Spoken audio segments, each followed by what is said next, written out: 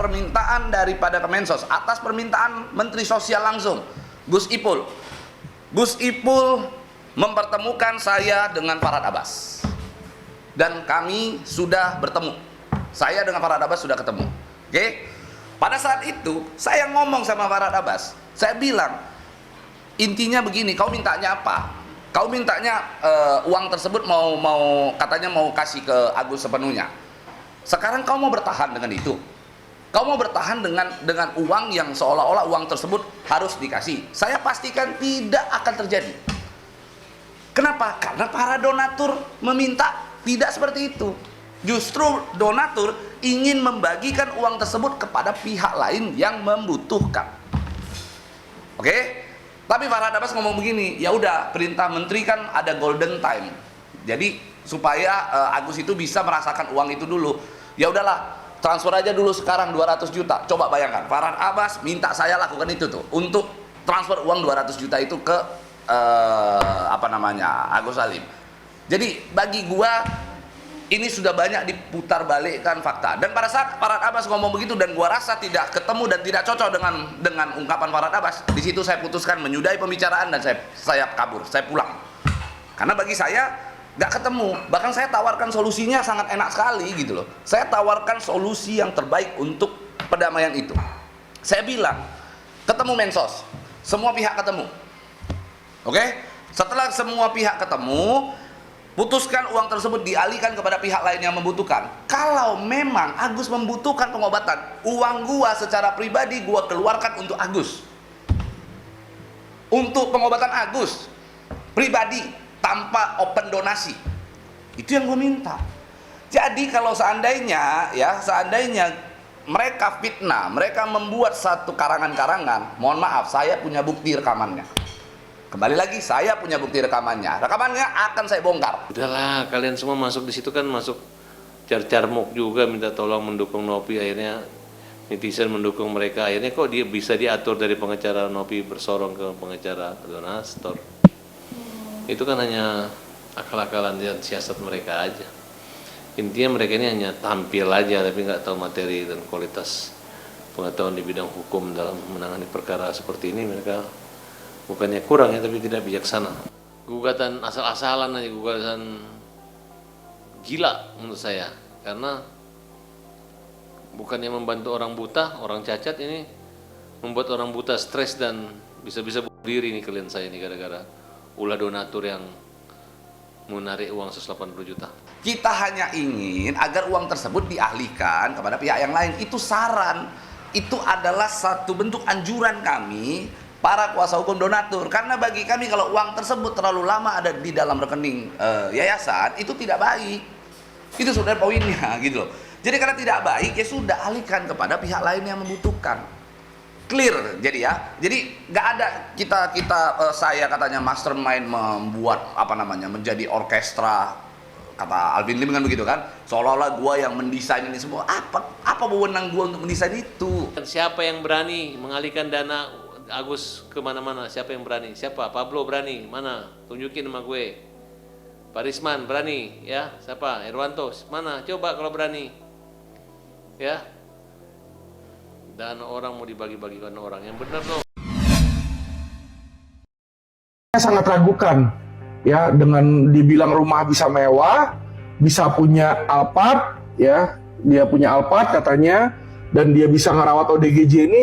Saya sangat ragukan ya, karena banyak teman saya, banyak orang yang saya kenal ya, bahkan pramugari itu nyambi jadi ada beberapa tuh ya yang saya tahu di situ teman-teman ya. Mari kita bersatu baik dengan organisasi ataupun perorangan dari kita untuk menunjukkan kepada dunia, khususnya kepada oknum pengacara senior, bahwa pekerjaan sampingan kita adalah lebih mulia daripada apa yang dilontarkan di video. Profesi kita, di mana profesi kita sering sekali dilecehkan oleh oknum-oknum yang tidak bertanggung jawab.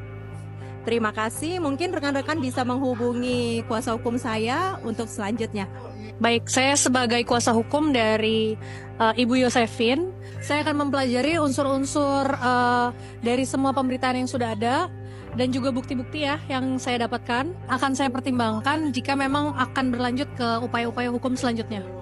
Masalah pribadi antara mantan pramugari dengan Alvin Lim. Jadi nggak perlu juga seluruh pramugari bersatu untuk membela atau tersinggung akibat pernyataan itu, kan sifatnya pribadi gitu.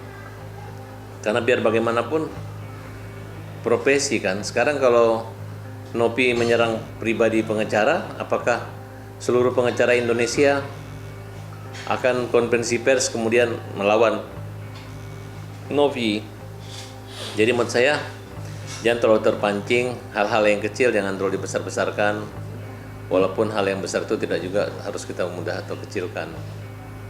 Tapi orang besar yang menganggap masalah besar itu kecil, orang kecil yang menganggap masalah kecil itu besar.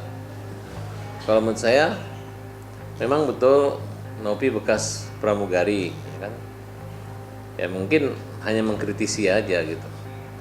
Artinya memang semua orang tidak berhak untuk miskin, tapi semua orang juga punya hak untuk menjadi kaya gitu. Kalau saya lihat, saya nggak tahu apa yang membuat tersinggung para pramugari Indonesia. Apakah dikatakan menjadi suatu pertanyaan bagaimana masalah gaji pramugari gitu. Ya menurut saya kalau Alvin mengkritisi seorang pramugari memiliki harta yang mantan pramugari yang luar biasa untuk melakukan kegiatan sosial, ya sah-sah saja gitu. Dan tidak usah perlu pramugari merasa gajinya kecil gitu. Seandainya pun gajinya kecil, ini anggapan kritik juga buat maskapai supaya pramugari digaji besar, kan kira-kira begitu. Tolonglah dimaafkan, dan ini jangan jadi proses hukum yang panjang dan karena Alvin itu bertujuan membela Agus agar Agus mendapatkan haknya dan Agus tidak diambil uangnya, dipermalukan. AL menyatakan di dalam videonya, salah satu YouTube-nya menyatakan bahwa banyak pramugari yang nyambi sebagai. Kata banyak ini jika kemudian kita korelasikan dengan angka matematik ya, misalkan di 100%, artinya ada lebih dari 50% pramugari yang nyambi menjadi begitu. Nah itu yang kemudian harus saudara AL sampaikan di publik, pembantahan apa, bahkan di pengadilan ketika itu nanti masuk dalam ranah pengadilan. Sebenarnya sih memang itu bukan ranah kita buat menanggapi ya Mas, tapi sedikit saja memang dari hal hukum yang bisa kami sampaikan adalah yang pertama itu hak dari profesi mereka. Jadi itu permintaan wujud nyata ketika memang saudara AL yang mereka somasi mewujudkan tindakan permintaan maaf itu. Jadi kalau kemudian saudara AL menganggap itu tidak masalah, maka penghapusan itu pasti tidak akan terjadi. Tapi kemudian kalau misalkan saudara AL menganggap tindakannya wujud dari kesalahan yang dia sadari, maka itu harusnya dia lakukan. Itu kan hak mereka ya. Jadi di situ juga kan Pak Alvin kan cuman sekedar bertanya sih gitu. Ya mungkin beberapa pihak merasa dirugikan atau gimana, kan itu Agus nggak sampai ke situ lah buat untuk memikirkan hal-hal yang seperti itu sih gitu. Sebenarnya bukan merujuk ke institusi pramugari sebenarnya, hanya Bang Alvin itu menunjukkan ke satu orang.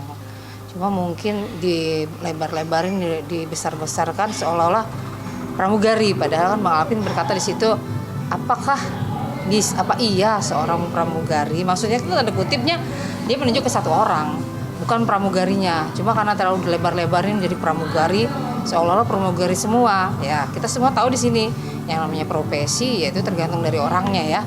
Jadi kalau sebenarnya menurut saya sih kalau tidak merasa ya untuk apa dibesar-besarkan gitu. Jadi gini, kalau dari hubungannya yang saya lihat ya, di sini tuh ada Six of Coins, oke, lalu ada Seven of Wands, and then ada High Priestess, lalu di sini ada Six of Swords, and then ada Five of Wands. Di sini mereka memiliki suatu kendala. Kendalanya itu lebih ke waktu dan juga jarak ya. Di sini dikarenakan mungkin dari kaisarnya, dia kan asalnya dari Malaysia ya, setahu aku. Jadi kendalanya itu sih sebenarnya. Long distance relationship-nya ya mungkin ini akan berpengaruh nanti ke depannya. Meskipun memang di awal-awalnya mereka akan berusaha dan akan memiliki effort juga untuk bisa saling menjaga komunikasinya dengan baik ya, dan juga mungkin akan ada suatu negosiasi untuk saling bisa menempatkan waktu untuk saling ketemuan. Cuman aku ngeliatnya malah jadinya blunder nanti ke depannya, karena ini di sini ada the moon ya. Kalau the moon itu posisi dari hubungannya mereka saat ini bisa dibilang satu sama lain tuh masih saling penyesuaian, dan satu sama lain tuh masih kayak ragu. Dibilang kalau ragu mungkin lebih ke confused, lebih kayak bingung. Masih bingung ini mau ngarahnya kemana. Lagi usaha sih, lagi effort, masih effort di sini kalau yang saya lihat ya. Karena jujur masing-masing ini masih ada rasa ragu.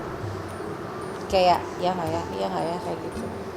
Lebih kayak gitu sih sebenarnya. Karena dari bottom of the deck-nya mereka aja the moon. Kalau the moon itu kalau di dalam dunia tarot itu adalah adanya suatu kebingungan, blunder kan, makanya tadi aku bilang. Karena mereka satu sama itu masih menyesuaikan, saling menyesuaikan.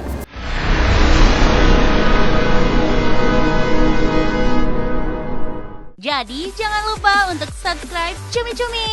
Ditekan ya tombol lonceng merahnya.